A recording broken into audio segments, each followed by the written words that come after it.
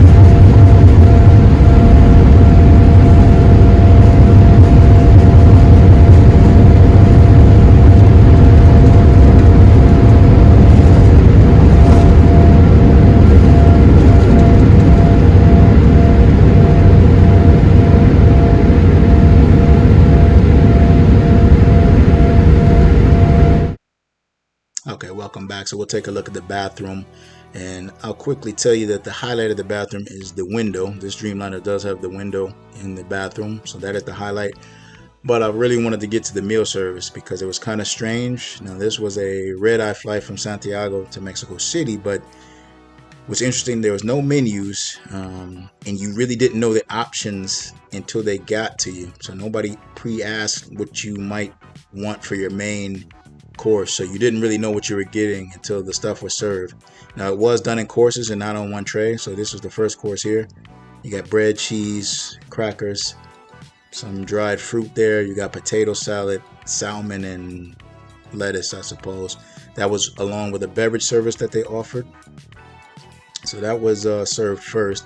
Then the main came out, which again, you didn't know that your choices were pasta, beef, or chicken until they actually came to you on the second course. They didn't offer this on the first course, the appetizer dish. So you had a salad there, bread, olive oil for dressing, butter, and then there's the pasta there. While the presentation might look odd with the pasta, it was very good actually. And for dessert, you had a choice between a lemon and chocolate pie or carrot cake and ice cream. I didn't have the ice cream on top of that, but this was the carrot cake, which was decent. So that was the meal service on the flight. So in case you're wondering about the breakfast, I didn't have breakfast. I slept through that. Again, I told you I slept well. So unfortunately, no Wi-Fi. Well, there is Wi-Fi, but it didn't work on this flight. So this is the in-flight entertainment screen. I'll let you take a look at that, and I'll be back with my final thoughts on the flight.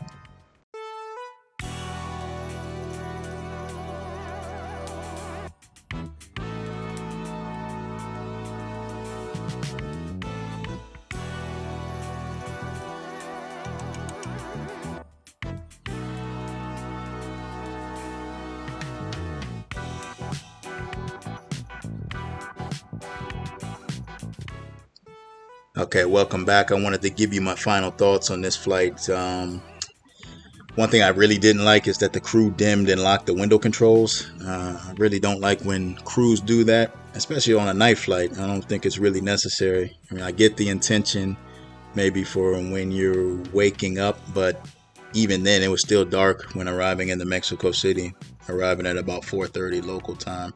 The IFE volume, unfortunately, that was a bad spot on this flight too, because it would just go up at the loudest volume randomly through a movie. Happened a few times, and Wi-Fi did not work, and I thought the service flow was really weird. The food was actually very good, but yeah, I didn't understand the service flow with no menus and flight attendants not telling you what your options were, and essentially really until they got to you with the options is kind of puts you on the spot. But other than that, I did sleep really well.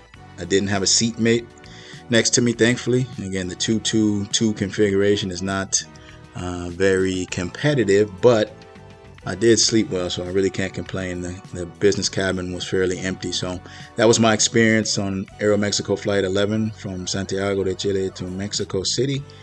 As always, I do appreciate you watching. Please hit the like button, subscribe to the channel if you haven't already, and share this with a friend. Thank you.